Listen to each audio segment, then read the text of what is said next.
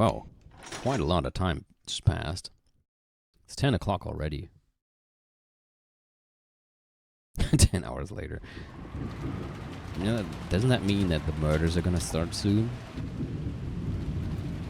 Hideyoshi's claim that advertising doubled the taste was apparently right. After being chased out of the guest house, the kids and Nanjo had gathered in the cousin room and were eating the cake that Kumasawa had brought for dessert. It was both wonderful and high class, topped with lavish amounts of cream and decorated deliciously with fruits. But delicious as it was, it didn't taste quite as good for some reason. Without Goda-san selling it, it isn't nearly as good. And if we asked Kumasawa-san to sell it, she'd just say it's made of mackerel. I was actually about to say exactly that. It's funny. Really? You can make cake from mackerel? I want to try that. Ho ho ho, absolutely. And as you can see with this very cake, if you mix the squeezed juice of mackerel with flour and eggs before cooking, it comes out all fluffy. That'd be incredible if true. Maybe mackerel cake will show up on the new menu at one of Father's restaurants. After all, mackerel is full of nutrients and sounds healthy. It might get really popular with women and the elderly, but I'm not gonna get anywhere near it. Girls won't eat something that weird. Even the elderly would wish to decline. I like how they both refute him.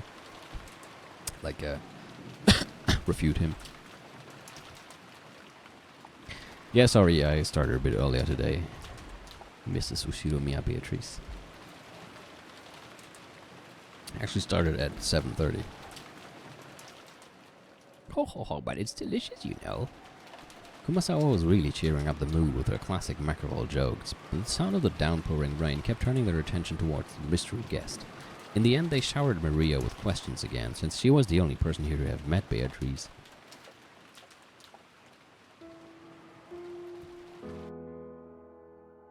I can't believe she was actually telling the truth. You make it sound like, though you never believed it, this Maria meets a witch business isn't news to you. Yeah, I thought it was just one of those fairy tales you'd expect from a dreamy kid that age. She exists! Spirit exists! Every year when we come to the family conference, I meet her and we play together. That's right. Although Beatrice-sama doesn't usually show herself, I hear she sometimes unexpectedly appears before honest people with clean hearts. Yeah, probably to corrupt them. Ha ha ha. I just thought I hurt my son, but seems I misheard. Beatrice referred to that character in the fairy tale about the Rokkenjima witch. So one question I have, because I'm not entirely sure if I understand that correctly. Like now they're showing this portrait, but they sometimes show this other portrait showing a younger Beatrice, and it looked like it actually changed to that when Kiria met her. Is that what happened? Like the portrait warped into a different one, and now there's a different one hanging there, and everybody seems to remember it was always this other one or something. Not sure about that. Beatrice referred to that character in the fairy tale about the Rokkenjima witch. To keep Kinzo in a good mood, the family and servants acted as though they believed in the witch of his delusions. That's how Rokkenjima's fairy tale, or maybe ghost story, had come into being. To the family members who knew that backstory, the fairy tale of the Golden Witch wasn't something to be taken too seriously. However, they were never able to say that out loud in front of Kinzo. Because of that, the legend of the witch carried a lot more weight to someone like young Maria, who didn't know the story of how it had come into being. That's why Maria believed in the legend of the witch. She accepted it entirely. That was only natural for an imaginative girl who believed in witches, so people had avoided saying things that would betray her dream. On the contrary, they had worked together to say and do things that would help liven up her dreams without her knowing. So when Maria-chan was showing us that candy that supposedly came from Beatrice, I figured someone subtly slipped it into her handbag. I have done similar things a few times in the past, secretly placing sweets somewhere. I imagine even Kumasawa-san, or rather all of the servants and everyone in the Ushiromiya family has done it once or twice. So if it'll make a small, innocent kid happy, you might place a sweet somewhere and have everyone join in on keeping the secret alive for her. But think of it, I'll bet you do that kind of thing all the time, George Aniki. Who knows? It will probably be boorish to admit to such a thing out loud. George admitted it while being extremely wary that Maria didn't find out. In other words, it's kind of like Santa Claus. To protect a kid's dreams, the parents plot together and lie, setting presents at the bedside of a child fast asleep. George has a van that says free candy on it. I hope not.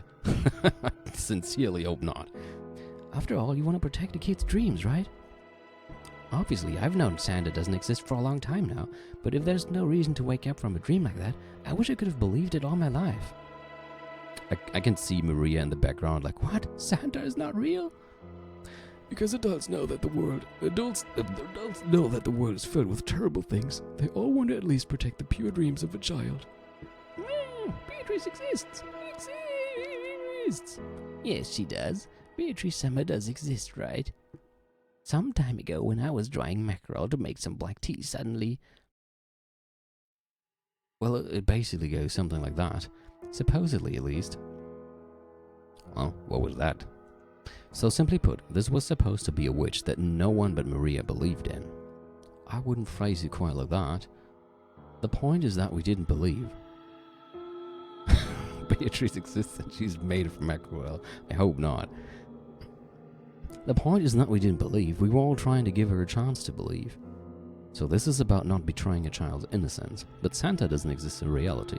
If you don't want kids to be all disappointed when they learn the truth, you'd be better off not showing them that dream in the first place. Is the fact that I think like this prove that I'm still a long way from becoming a full adult?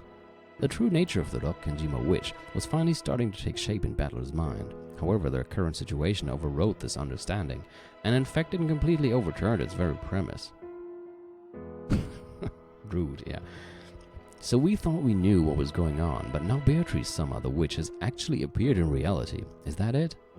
And judging by how freaked out our parents were, it looks like she wasn't an invited guest. Now it's starting to get interesting. There's no reason for us to simply assume that a woman called Beatrice doesn't exist. It's what Uncle Rudolph called a devil's proof. None of us knew that a woman calling herself Beatrice existed, but that's not the same as proving that Beatrice doesn't exist.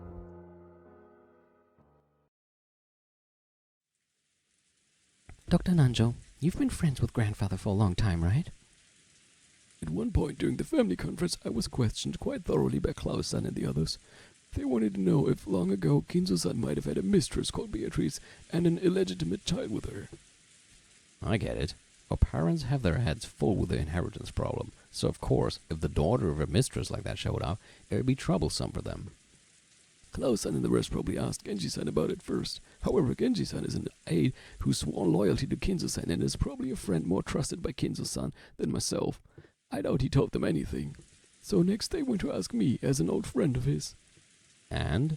Did Grandfather have a lover called Beatrice, Dr. Nanjo?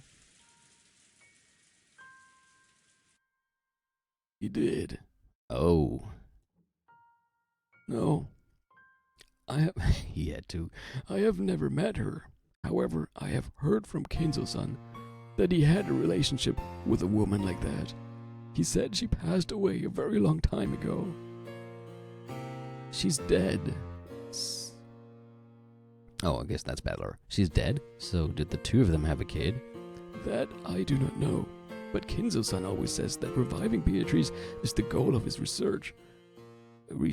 Usually if one loses a mistress but has a child left behind to remember them by, they pour all of their love into that child. Therefore, we naturally assume that there was no such child between Kinzo-san and Beatrice.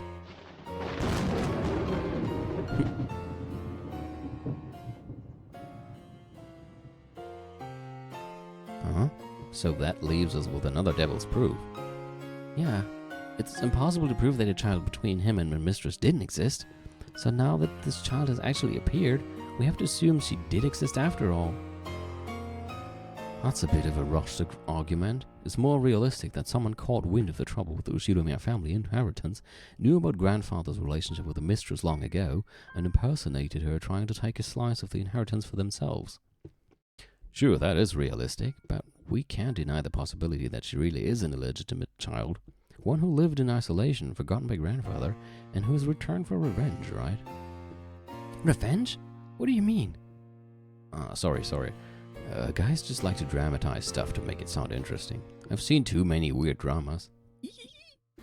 Normally that might have come off as a light joke, but the joke had landed after an uninvited mystery guest calling herself Beatrice. had marched in on the day of the family conference with a bloody argument that the inheritance had become took center stage. There was no way Bedler's joke would be welcomed with laughter, so it was a really big help when Nanjo laughed brightly to calm everyone down. Oh, I see. That does sound quite intriguing. I would love to read a novel with a plot like that. Well, I don't think it could actually work. After all, right now on this island there's a full 18 people, right? If anyone tries to do something weird, they'll immediately get caught. And thanks to the typhoon, they can't even leave the island. In other words, if you try to commit some crazy crime, you'd be screwed. Yeah, I wouldn't be so sure about that. I agree. In a dead end without any way to escape, and in a situation where everyone's really suspicious of her, I seriously doubt she could pull off a terrifying revenge drama like that. I'm just wondering, what happens if she gets chosen as one of the sacrifices? I mean, can she die? Probably not. In that case, it would be more realistic if she had come in secret without making her presence known. I simply cannot imagine someone appearing openly to take revenge outside of some historical drama. Well, who knows, right? Revenge is based on emotion, not logic. If you've got someone willing to go down along with their opponent, they might not be afraid of anything, not even the police or large numbers of people. It's okay, Jessica-chan. None of the disturbing things we're imagining will happen. Yeah, I'm not sure about that. Like the battle royale between our parents over the inheritance isn't disturbing. That's right. Dad and Uncle Rudolph are pretty tough, and Aunt Eva's even trained in the martial arts. She is? I always thought she looked like she was trained in the cocaine arts, but okay. We'll be fine, yeah.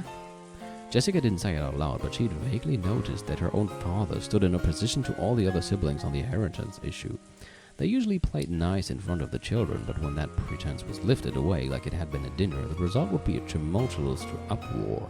After realizing this, it was only natural for Jessica to be frightened at the thought that her parents might get caught up in some kind of trouble and become human sacrifices for something terrifying. Yeah, like that would ever happen, right? Seriously. George Aniki's right. Nothing's gonna happen. Even if she pretends she's a witch. What can a single human woman who can't even use magic do? Uh-oh. Yeah, maybe you shouldn't have said that. Is it Crazy Maria mode? The sudden creepy laugh made all of them jump. And when they realized the strange laugh was coming from Maria, they were shocked again. I see. So that's how you see it, Battler.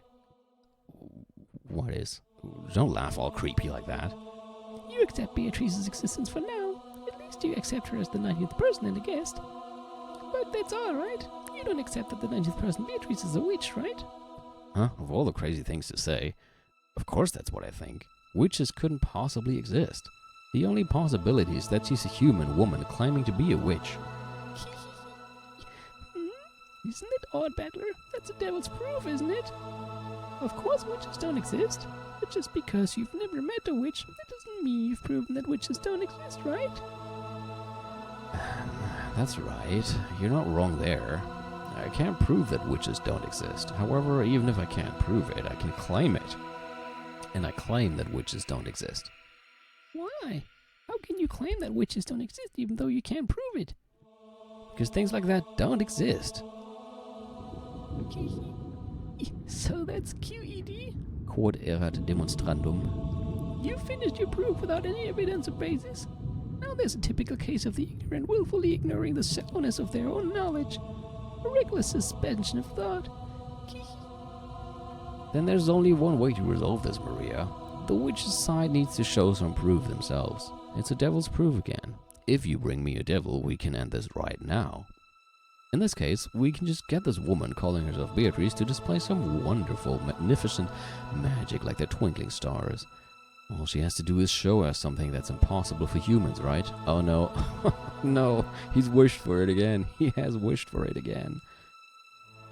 Come now, you two. Please settle down. Kumasawa noticed that the atmosphere between them was getting worse and tried to calm them. Oh, hi. You don't have to apologize for missing. I know that everybody has a life besides streams on Twitch, especially these days. But it's great that you're here now, so welcome and I hope you had a great day. It seemed as though Battler quickly realized that he wasn't acting like an adult, but Maria's expression didn't loosen, and she laughed creepily. As she laughed creepily, she kept staring at Battler. You quit it too, Maria. Let's get back in a good mood, okay?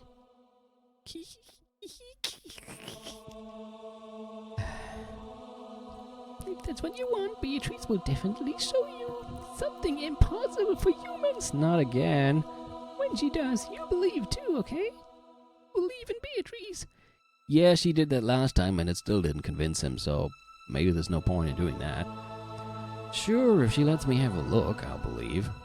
It's a chess debate between the witch and you, Battler. If you get checkmate, you believe in the witch. Oh, I like the way you put that. The witch shows her magic. My king is put into check.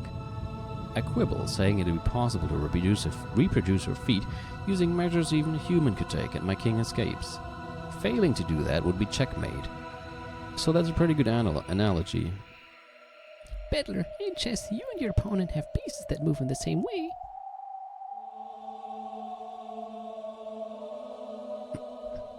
Battler is Teflon?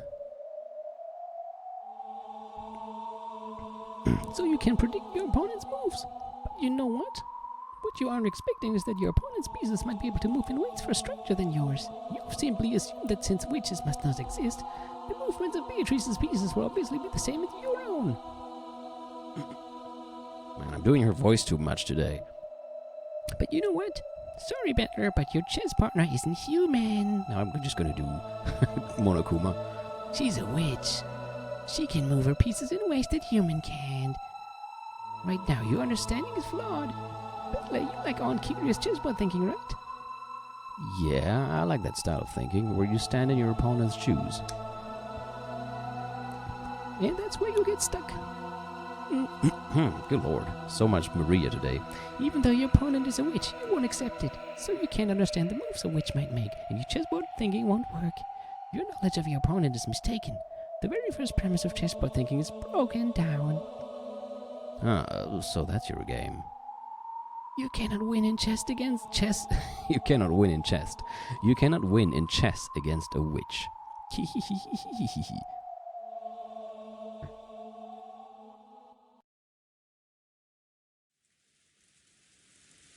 Please, no more Maria today. Because they cheat, yeah.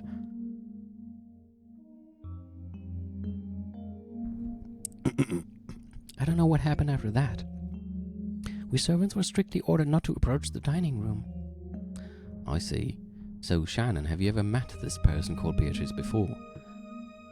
I don't know. That was a slightly odd way to say it. It didn't quite sound as if she was saying her memory was hazy. For us servants, Beatrice Summer is the second master of this mansion. Some people say we've spread that rumor because of the master's influence, but even when I just started working here, the story of Beatrice Summer was already being whispered of. I've heard about it before. If you don't show her respect, you'll get cursed. At least one servant actually did meet with an accident, right? Yes, but it's true that some people believed more than others. I believe respect for that sort of thing shouldn't be forgotten, so I have never doubted that she exists. I vaguely believed that a shadowy being called the Golden Witch existed. And then that witch, whose existence was so shadowy and obscure, actually showed herself and entered openly through the entrance hall. Is that what happened? I don't know. I don't know anything. When you brought her dinner, did you talk about anything? No, nothing. Yeah. I see. Still, a witch that eats food somehow doesn't sound so realistic. Maybe after all, it's just someone who knows about the witch legend on this island, someone who's taking on Beatrice's name. I think you've probably come to respect Beatrice and think of her as something like a guardian god of the mansion, so when a person appeared actually going by that name, maybe you were a little disturbed. That's right. I guess that must be the case. George was slightly at a loss at what to do about Shannon's downcast appearance. Maybe not just Genji, but even the young servants had been ruthlessly questioned as to whether they knew anything about this Beatrice person. Thinking that, he tried to cheer her up somehow. Surely, just like Maria and Jessica, Shannon was unable to fully hide the agitation caused by the sudden visit of this person calling herself the Golden Witch. He'd been so sure that was the case, but George probably had no way of looking into Shannon's heart. Shannon was bitter and sad. The door to the Golden Land would be opened, The witch had definitely told her that. That meant the demise of everything. Even if she accepted the ring from George, they would never be married now. No, in the first place, did furniture like her even have the right to be married?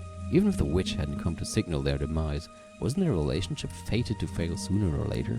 Had she turned her gaze to focus solely on those fun days spent with George while purposefully closing her eyes to the sad reality?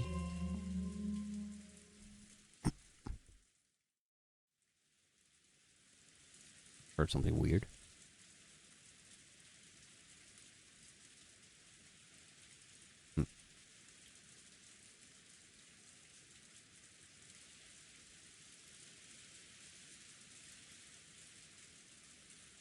What's wrong? You really haven't looked well for a while now. George, son, what does it mean to be engaged? Huh? It means making a promise to marry. But I think that in that sense it means the same thing as marriage. To be honest, I want to take you home as my wife right away. But right now I'm in the middle of training and I'm still a long way from having the capacity to create my own castle.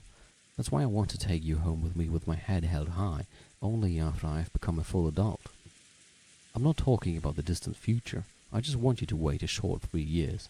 But that doesn't mean I want to lie about my feelings for another 3 years. So I decided to give you an engagement ring. That might be a shameful reason as a man. Maybe it's shameful to get engaged because I want you to wait, since I can't support my work and a wife at the same time yet. But I will definitely...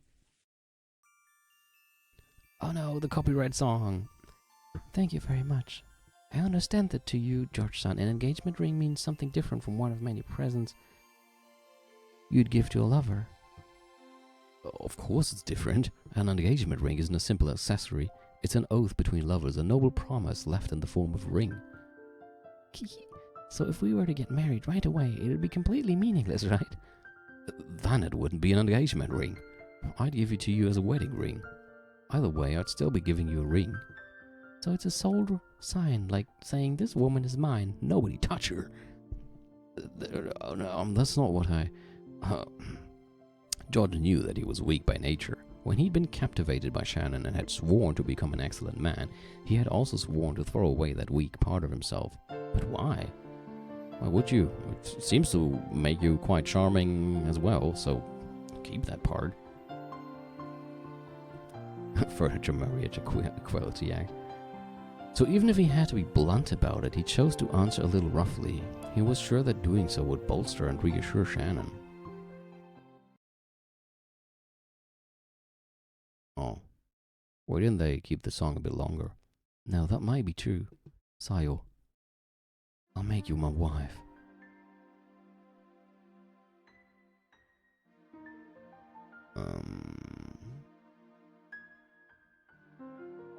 The connection gone? 1 second. Sorry, but my stream... I have the stream in the background, so I can always see if there's any problem, and it just didn't show anything anymore. Dropped for a couple of seconds. Okay, yeah, I'm having some internet issues sometimes these days. It might be because so many people have to stay at home now, and they're probably all using Netflix or whatever. But if it's... okay, at least I didn't get disconnected. So, let's continue. No, that might be true. So, I'll make you my wife. I won't give you to anyone else. I'll make you mine alone, so no one will lay a hand on you. That's what this ring is, without a doubt. Thank you very much, George, son. I'm truly happy. It's a beautiful song, by the way. Then, George, son, if it was decided by fate that this engagement ring, that this promise could never be fulfilled, would you still give it to me? Shannon tried to ask that, but she swallowed her words. Because George had already spoken the answer. George had said it. He had said that to him an engagement ring was infinitely... Wait, wasn't it infinitely similar to a wedding ring? Therefore, accepting George's ring had a significance far more sacred than a promise to marry. So, I'll stop calling this an engagement ring. Infinitely. Okay, yeah. What was it again with finite? Finite, without the in. That was what I got wrong last time. It's infinite but finite, right? I'll stop calling this an engagement ring. From now on, this isn't an engagement. It's a wedding ring. Is that really okay? Is it okay to just proclaim that we're married without even God's blessing? Yeah. That's pretty funny. They're just fucking married right here, right now. I approve of that. Yeah, it's enough to tell God, Father and Mother about it afterwards. They'll not be thrilled, I'm sure, but... well, tough luck. We'll tell them all that we've been married. No one will be able to undo it. George, son. I'm not saying this because of a momentary emotion. I'm not just looking at how you are now. I'm looking at the you of tomorrow, of the next day. I'm even gazing at you as you'll be an old age in the future as I say this.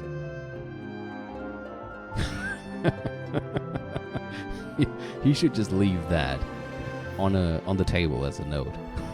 And then go to, I don't know, Hawaii with her. You're always talking about that, George, son. About how you want to enjoy your old age slowly, surrounded by healthy children and grandchildren. Yeah. At that time, an older you will be beside me.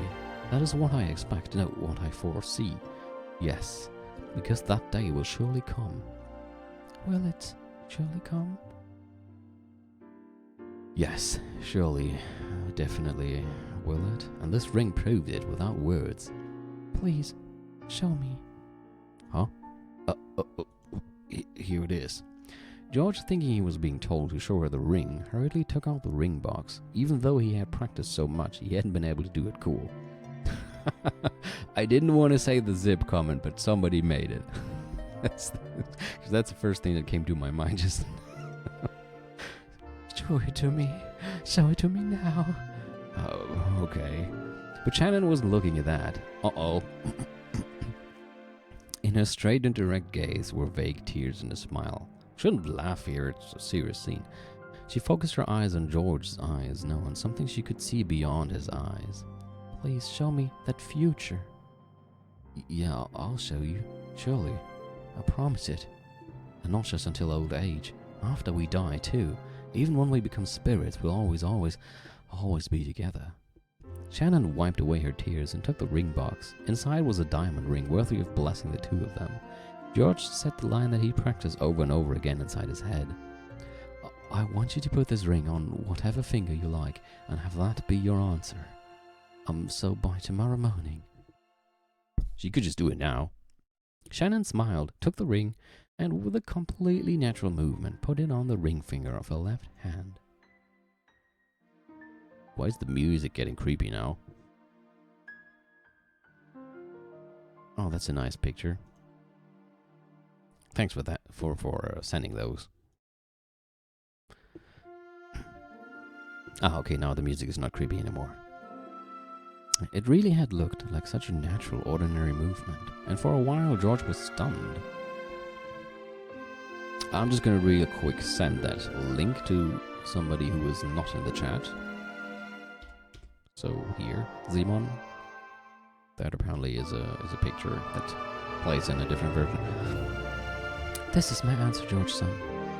Shannon, no, sire.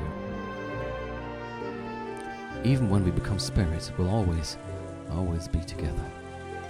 Oh, she's saying that. George, son. Yeah, you may become spirits sooner than you think. There was no blessing from God, no pastor to witness, nothing. But the two who were married proclaimed it.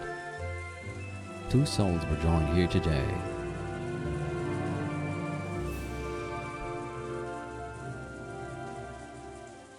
Sayonon.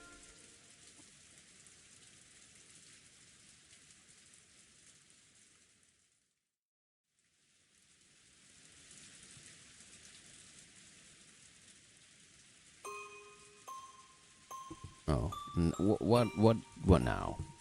Still not happy? Nissan, you're a fool. That's so. Even though you're furniture.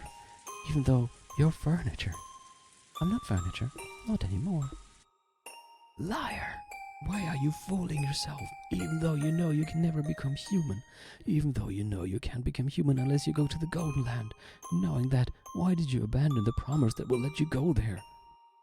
All right. By accepting the ring, that promise with Beatrice Summer comes to nothing, doesn't it? I'm sorry. From now on, you George-sama, the master, and everyone else are under the same conditions. 13 people will be sacrificed. Only 5 people will be invited to the Golden Land. And you rejected one of those places yourself. That's odd. It looks like you're the one with regrets, Kanon-kun. You're the one with regrets, aren't you, Ne-san? You got engaged, right? Even though you knew it was a fate that would never be fulfilled. Yes, I promised that we would always be together for eternity. So you know what? In that instant, our eternity was completed. Even if we become sacrifices, it's already completed. So, it's okay. Kanon, you're the one who actually has regrets. We're furniture, right? We'll be freed no matter the result. So it doesn't matter whether we go to Golden Land or not. And yet you're set on going there. You want to become human no matter what, right? Why? Because I want to become human. I've had enough of being furniture. Why? I wanted to fall in love too. Tears were coming from Kanon's eyes. Sayo-sama from now on, furniture. And he howled. I liked Milady, and after seeing Milady that day, I started liking her even more. And when I heard that my lady also liked me, I was really happy. But I'm furniture, and I can't accept Milady's feelings. You're wrong. We may be furniture, we may be less than human, but that doesn't mean that we aren't qualified to love. I thought that if these feelings would never come to anything, I'd be better off not having them. I just decided that eventually I'd disappear and that it'd definitely hurt her. No, that's wrong. I was just frightened. I was just afraid, thinking that any love that couldn't be eternal was best avoided. Battler is only Kumasawa. Good lord, no.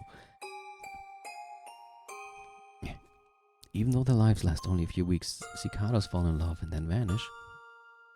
But you'll never find a cicada that refused to fall in love simply because it ended in a few weeks. It seemed that Kanon was still muttering his regrets, but by now it was all jumbled up with sobs. That witch is detestable. Why did she plant these feelings in me? If only she hadn't pulled that bizarre prank, I wouldn't have paid Milady any notice. Beatrice-sama is detestable. To make you cry bitter tears, she played games with your fate. But I don't think things went as the witch expected. After all, knowing love isn't a regret that ties you to life. It is the destination we're supposed to reach in our journey through life.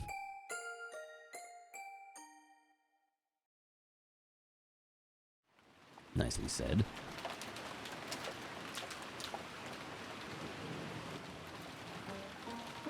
Well now, Kanon, that promise you worked so hard for has now come to nothing. Very well then. With this, the conditions for all of the pieces are the same. There are 18 pieces. 13 will be offered as sacrifices. Who will the 5 survivors be? Or else, will someone destroy the ceremony? Who? How? I know, she's turning into Gundam. This isn't a chess problem. It's a game on an equal footing. I won't be cornering you one-sidedly. You'll be able to frantically escape my advances and force a tie, an invalid match. At any rate, I doubt you can manage more than repeating that over and over. And it probably won't be that difficult for you. However, this invalid match will continue forever until it eventually wears down your mind and kills it. That is when you'll accept your defeat and surrender to me. There's a reason I said it was a game on an equal footing. It's because rules for my loss have also been established. There's nothing as boring as a game you can't lose, right? As for how to defeat me, that would be the epitaph that stands as an offering to my portrait. It's both the way to open the door to the Golden Land and the key to destroying my ceremony. I'll try to complete the ceremony in accordance with the epitaph. You'll try to solve the riddle of the epitaph, destroy the ceremony, and overthrow me. Solve the riddle hidden in the epitaph, and expose the location of the vast sum of gold I gave Kinzo. What result will this game show us? And I'm expecting a good fight, okay? Entertain me, you pseudo-mia battler.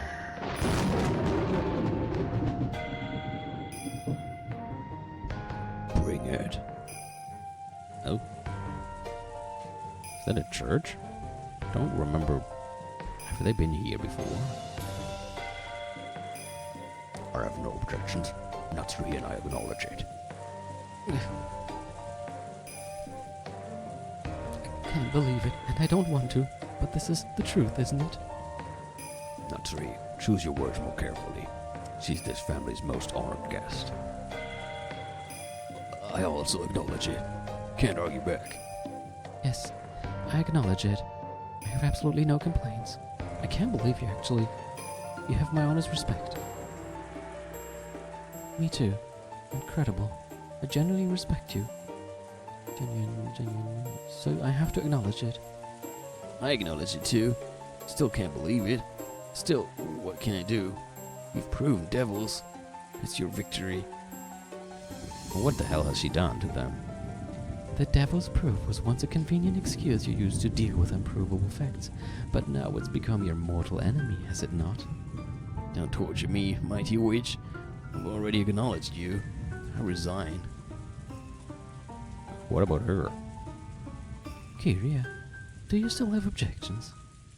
I must have everyone in agreement. If you alone will not acknowledge my existence. As the witch laughed boldly, the siblings started getting frantic. They were afraid of displeasing the witch. Kiria lightly closed her eyes and after keeping silent for a while, opened her mouth. My apologies. I resign. Only Kiria had faced the witch with stern eyes until the end. However, this had only resulted in her refusing to accept the truth for a short time. The truth, the being that was before her eyes, couldn't be denied.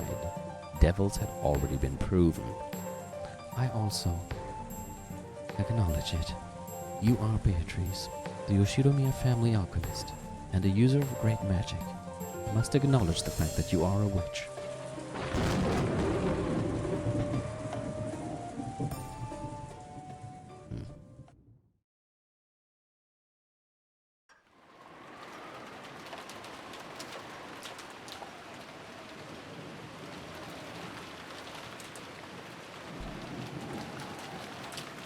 I wonder what she's done. And where were they? Don't think I've seen that place before. But with Kinzo being so into Western style stuff, I wouldn't put it past him to have a church. Because it did look like a church.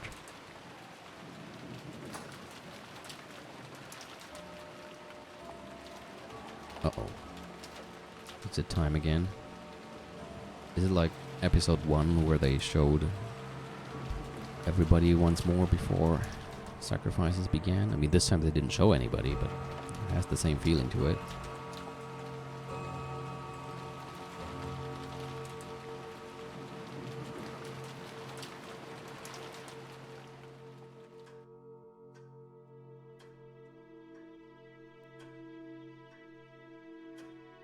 Oh, now they're doing it.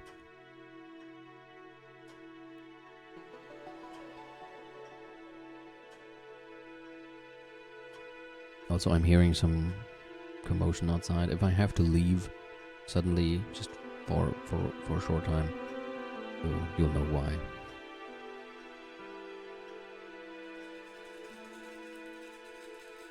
Sometimes I have to help brushing his teeth. Yeah, okay, so they're definitely showing everybody else again, and where they are. He's in his study. She's in the VIP room.